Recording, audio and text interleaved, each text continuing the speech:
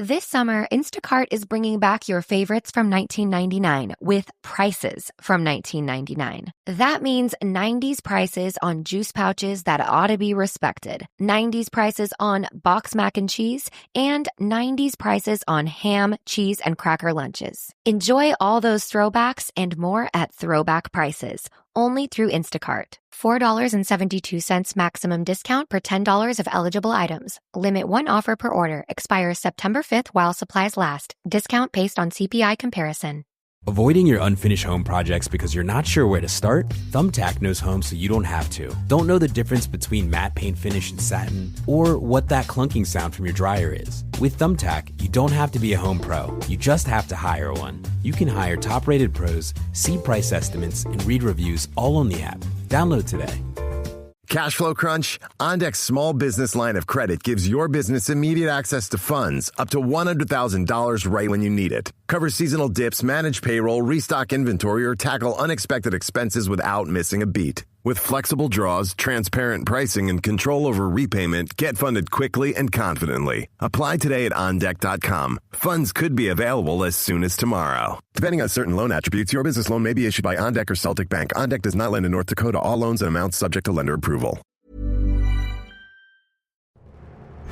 This is Auditory Anthology, a podcast featuring the best sci-fi short fiction. I'm your curator, Keith Conrad. We release new stories every Tuesday and Thursday. If you like what you hear, I hope you'll take the time to rate and review our show on your podcast player of choice. And be sure to recommend it to a friend. That'll help us grow the podcast and continue to share these stories with you each and every week. If you have a story you'd like to contribute to this series, you can visit submissions.soundconceptmedia.com or just follow the link in the show notes. You can also support the show by subscribing to our new Substack at auditoryanthology.substack.com. By becoming a paid subscriber, you'll help keep the stories coming. You'll also get every episode completely commercial-free, and you can now vote on which story will feature in the upcoming episodes. This week's story is The Martians and the Coys by Mack Reynolds. When alien invaders attempt to subdue a small group of backwoods humans with their advanced weaponry, they discover that their plans have been foiled by what they believe is the planet's formidable defenses. It's actually one simple-minded man. Avoiding your unfinished home projects because you're not sure where to start? Thumbtack knows home so you don't have to. Don't know the difference between matte paint finish and satin? Or what that clunking sound from your dryer is? With Thumbtack, you don't have to be a home pro. You just have to hire one. You can hire top-rated pros, see price estimates, and read reviews all on the app. Download today. Doug. Limu and I always tell you to customize your car insurance and save hundreds with Liberty Mutual. But now, we want you to feel it. Cue the emu music, Limu. Save yourself money today. Increase your wealth. Customize and save, we say. That may have been too much feeling. Only pay for what you need at libertymutual.com. Liberty, liberty, liberty, liberty. Savings vary. Underwritten by Liberty Mutual Insurance Company and affiliates. Excludes Massachusetts.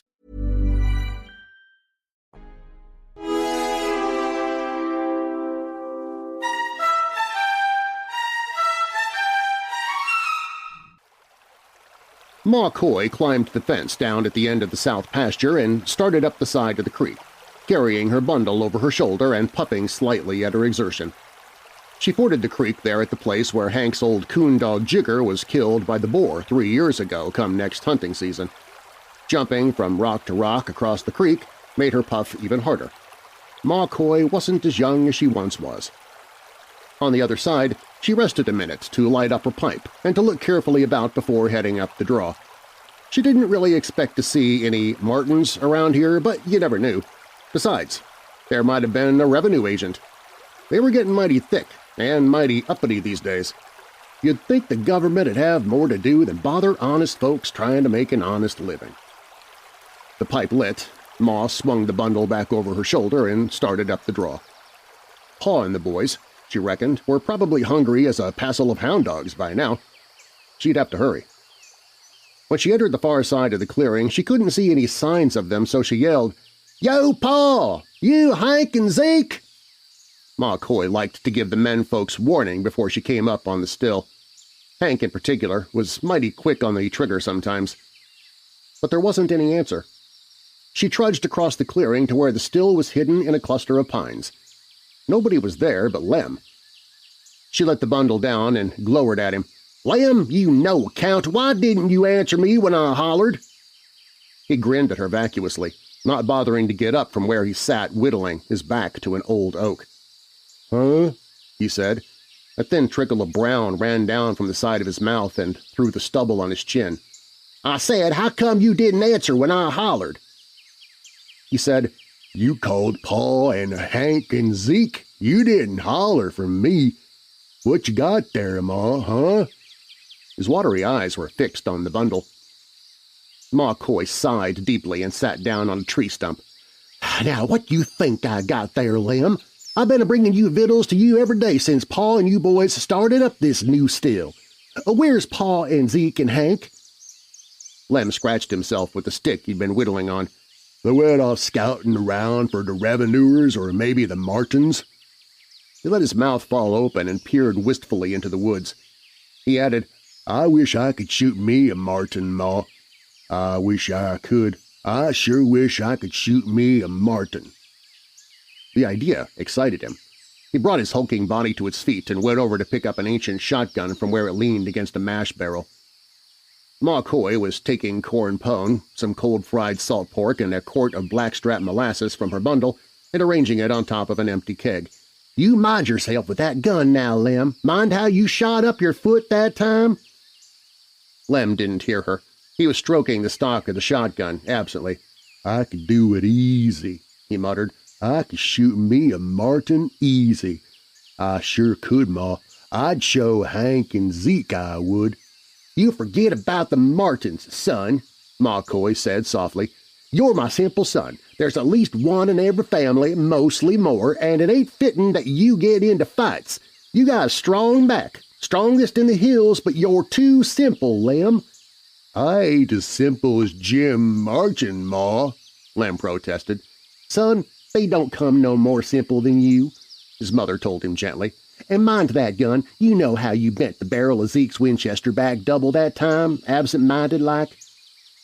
He stroked the gun stock, patted it, half in anger, half in protest. His lower lip hung down in a pout.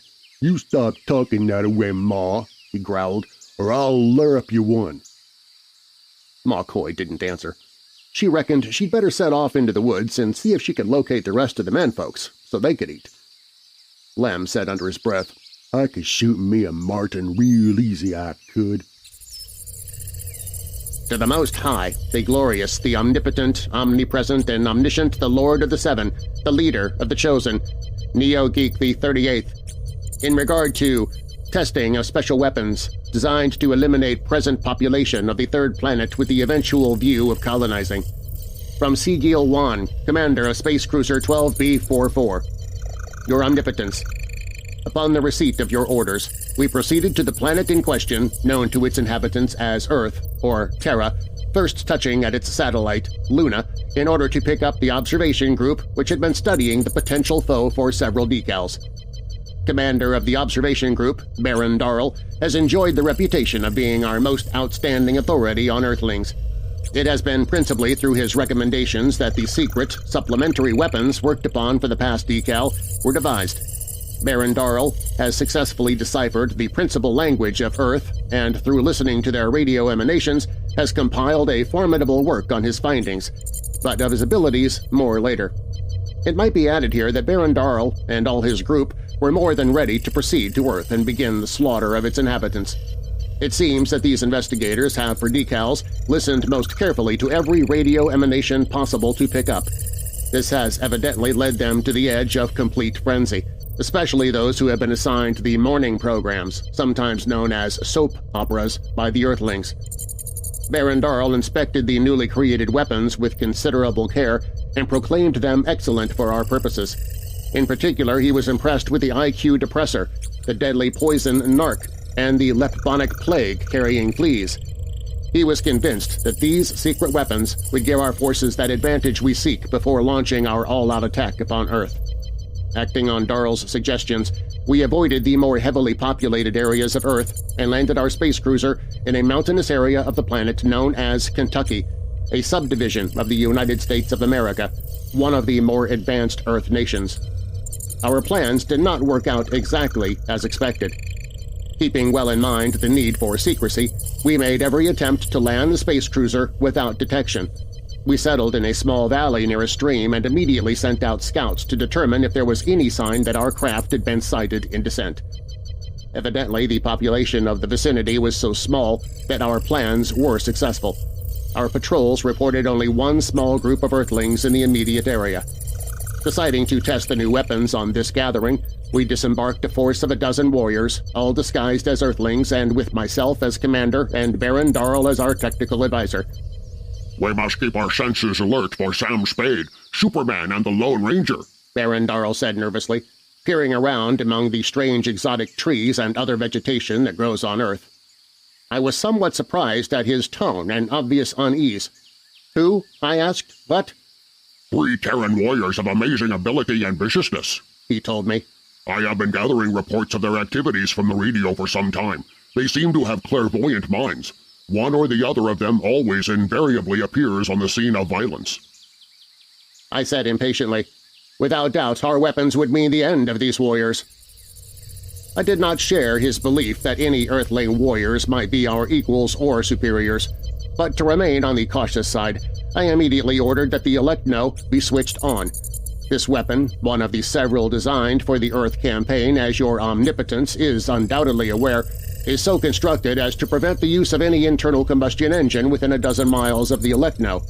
In this case, no aircraft nor landcraft utilizing internal combustion could enter our zone. Baron Darrell seemed somewhat relieved at this precaution, but his attitude to a certain extent began to affect the rest of us. To prepare for any eventuality, I had the fission suppressor activated. This, of course, automatically made it impossible for nuclear fission to take place within 100 miles of our ship.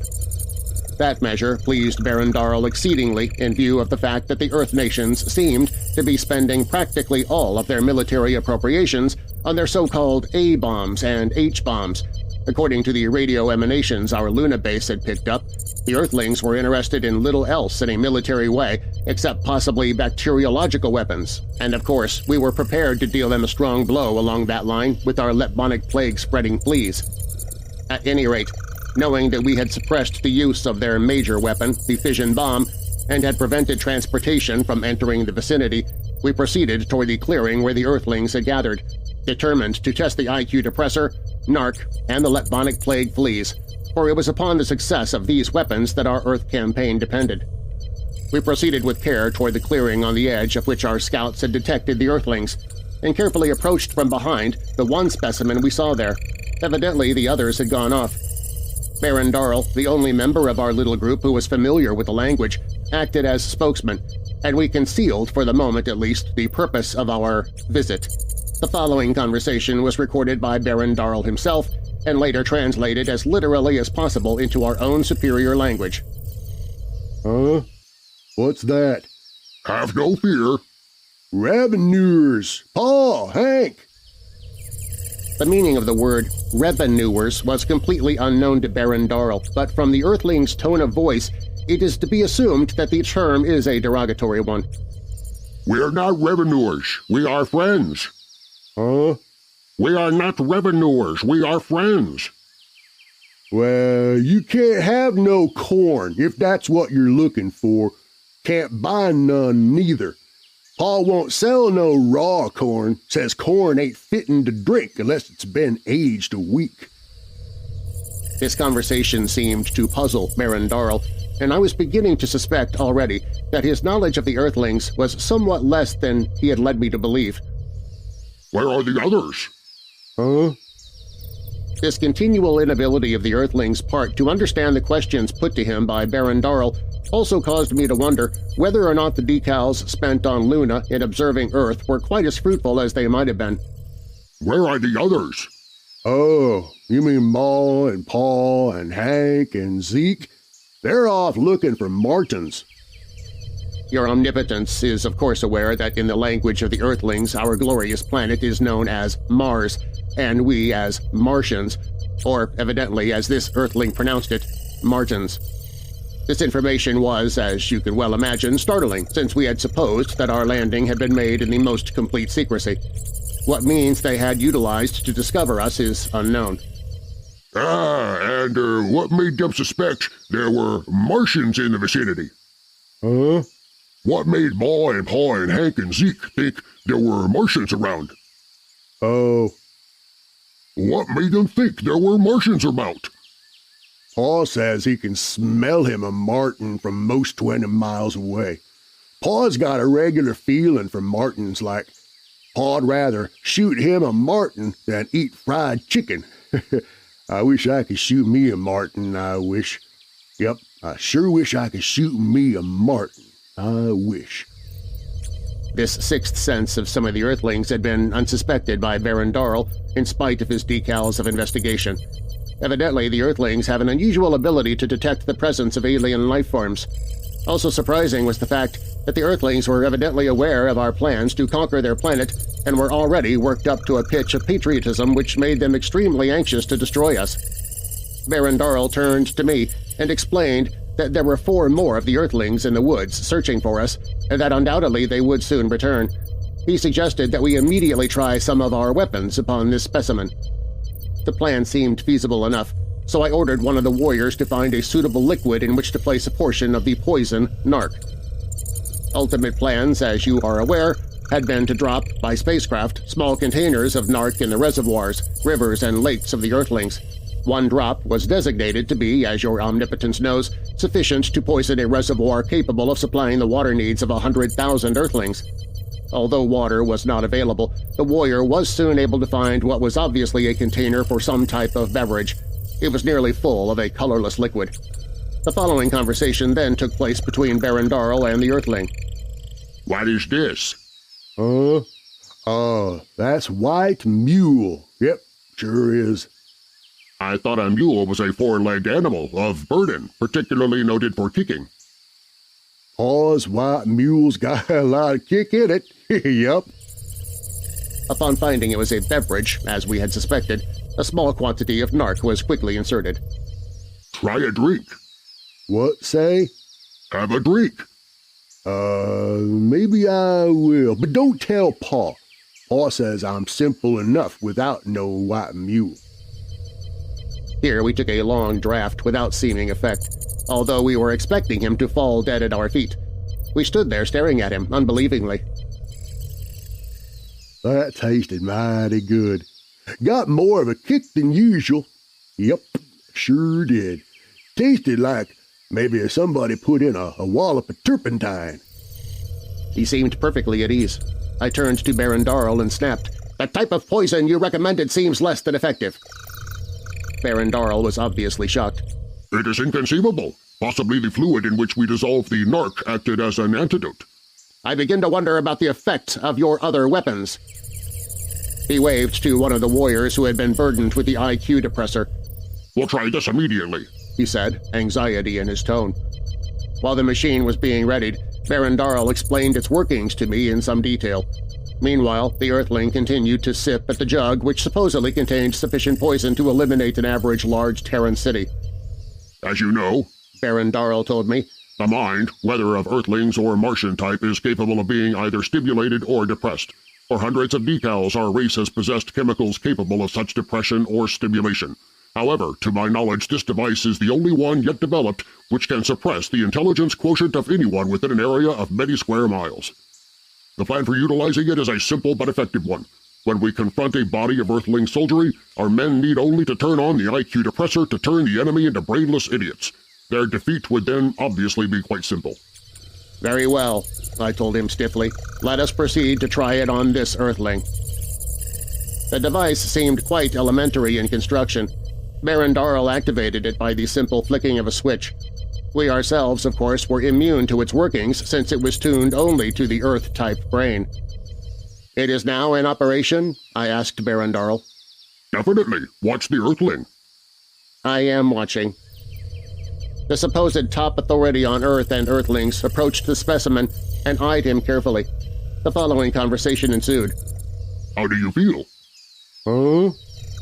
Baron Darrell seemed pleased at this response, and indeed it would seem that the subject was on the verge of idiocy. "How do you feel?" "I guess I feel fine. Yep. Feel fine. How do you feel, stranger? Does your head feel somewhat different? Does your mind seem more sluggish? Huh? Does your thinking seem weaker? Nope. Can't say it does, stranger. Fact is, it'd be pretty hard to make my thinking much weaker. Yep, sure would. Baron Darrell stared at him for a long period, unbelievingly. Obviously, the IQ depressor had been worthless as far as undermining the Earthlings' intelligence is concerned. Finally, this alleged authority on Earthlings and upon Earth affairs flashed a look of despair at me, and at the others of us who stood around him. The fleas, he blurted finally. The leptonic plague fleas. This weapon alone might well destroy the whole population of Earth. Bring the fleas. I said coldly, We shall see, Baron Darrell. Then to one of the warriors, Bring the fleas that carry this so deadly, so Baron Darrell tells us, leptonic plague. The Earthling was ignoring us now and had gone back to taking an occasional drink from his jug. A warrior approached carefully from behind him and dropped a half-dozen of the supposedly deadly insects upon the Earthling's back. We then stood back and watched cautiously. According to Baron Darrell, the fast-spreading disease should take effect almost immediately. The Earthling sat there, the IQ depressor still turned on, but obviously unable to lower his intelligence an iota. He continued to sip from the jug of white mule, which had enough narc in it to kill thousands. Occasionally he scratched himself. I guess I'll take me a nap, he said thickly. His words slurred. He scratched himself once again, yawned deeply, and slumped against the tree, obviously in sleep. Baron Darrell looked at me triumphantly. The reaction is somewhat different than we'd expected, but obviously the fleas have given him leptonic plague. This weapon at least is as successful as we had. I peered down at the Earthling suspiciously. His clothes were disarrayed and torn. I pointed at a speck on his uncouthly hairy chest. "And what is that?" I snapped at Baron Darrell. He bent down to see what I indicated. It seems to be one of the fleas. Then what is it doing on its back with its feet up in the air? It seems indisposed. It seems dead, you numbskull, I roared at him. After biting this Earthling, your fleas have died. In a high rage, I strode up and down the clearing, trying to coordinate my thoughts to the point where I could make an intelligent decision on this situation. Obviously, a crisis was at hand. Using these weapons devised by our scientists, after detailed instructions on their construction by Baron Darrell and his group of efficient experts, would obviously be suicidal. They were completely worthless. I came to a snap conclusion. Our plan must be to reveal ourselves to the Earthlings as Martians and pretend to come bearing them only goodwill and desire for peace and commerce. A few months on their planet, closely but unbeknownst to them, studying their life form, should give us ample opportunity to plan more effective weapons against them. This, then, was my decision. I snapped to Baron Darrell, "Awaken the Earthman! Tell him that we are Martians and that we seek peace with the inhabitants of Earth."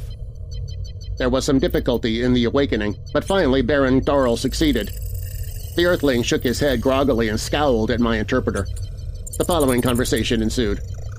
"Awaken! We have a message of great importance for you." "Oh?" "We have a message for you." The Earthling rolled over on his other side. "Oh." Baron Darrell said impressively, "In the name of the Most High, the Glorious, the Omnipotent, Omnipresent, and Omniscient, the Lord of the Seven, the Leader of the Chosen, Neo-Geek 38, we bring you greetings from the Martians." "We Martians offer you friendship and the goodwill of a people that—" "Martins? Are you-uns Martins?" "That is correct. We Martians come with greetings and—" At this point, Your Omnipotence, my account must of necessity be somewhat vague, for even after we had made good our escape back to the space cruiser, bearing our more serious casualties with us, we were unable to agree amongst ourselves on just what had happened. Baron Darrell, who is now under arrest and in the darkest recesses of the space cruiser 12B-44, laden down with chains, is of the opinion that the Earthling was none other than either Superman or the Lone Ranger in disguise. He contends that both of these Earthling warriors are prone to adopt disguises in this manner, revealing themselves only at the last moment to their enemies. Suffice to say, however, that we were all successful in making good our retreat to the space cruiser, although all of our equipment and supplies were destroyed in the melee. Upon returning, the spacecraft was blasted off hurriedly to return to our own sacred planet. I recommend, Your Omnipotence, that the plans to subjugate the planet Earth be indefinitely postponed in view of the fact that our specially designed weapons proved worthless, and in particular view of the abilities of Earthling warriors. I further recommend that the unspeakable Baron Darrell, who obviously frittered away his time during the decals spent on Luna supposedly studying the Earthlings, be sent to the Nerebus salt mines. Obediently, Sigil Wan, Commander, Space Cruiser 12B-44. Ma and Pa Coy and Hank and Zeke came back into the clearing wearily. The boys had done a lot of tramping and were hungry for their victuals, and Ma was feeling bodacious about their taking off to go hunting for Martians. Pa had told her to shut up 2 or 3 times, but it hadn't been much use. Lem was sitting on an upended mash barrel, loading his old shotgun and grinning vacuously. He seemed unaware of the fact that the stock of the gun was a splintered ruin. "Guess what, Pa?" he yelled. "I got me a Martin. I got me a whole passel of Martins, Pa. I sure did. Yup, Pa Coy grunted and started poking around in the victuals Ma had brought up from the cabin. The boys leaned their rifles up against the oak and each picked up a handy fruit jar of corn squeezins. Hank said nastily, "Sure, you got a whole passel of Martins, Lem. In your sleep you got a passel of Martins." Lem said belligerently, "Don't you go a-talking that away, Hank, or I'll throw you up into a tree the way I did that time you hit me with the axe. I did so get me some Martins. I was sitting here when a whole passel come out in the woods. Didn't know they was Martins at first. Then—" Ma Coy handed him a chunk of corn pone. "Now you be quiet, Lem, and eat your victuals. Sure, you got yourself a Martin, Lem." A thin trickle of brown ran down from the side of Lem's mouth. He spit on the ground before him with an air of happy belligerence. "I sure did, Ma. I sure got me a passel of Martins. Yup, I sure did."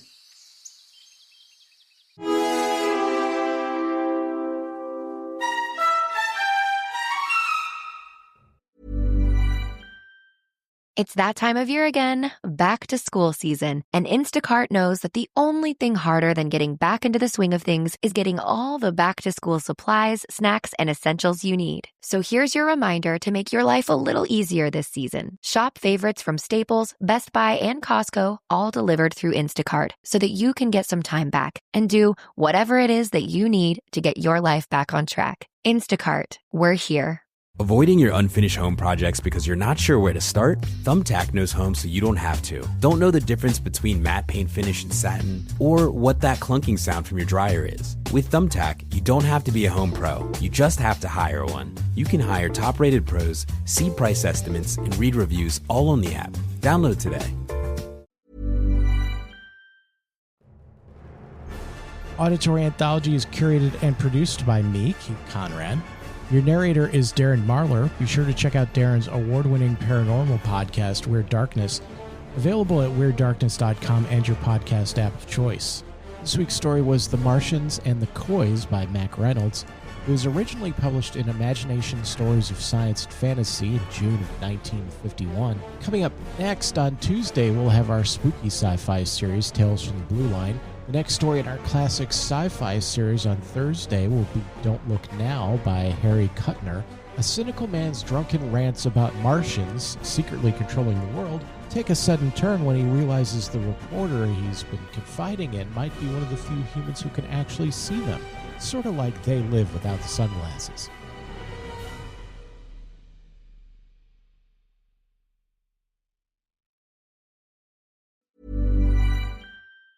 Did you know that parents rank financial literacy as the #1 most difficult life skill to teach? Meet Greenlight, the debit card and money app for families. With Greenlight, you can set up chores, automate allowance, and keep an eye on your kids' spending with real-time notifications. Kids learn to earn, save, and spend wisely, and parents can rest easy knowing their kids are learning about money with guardrails in place. Sign up for Greenlight today at greenlight.com/podcast.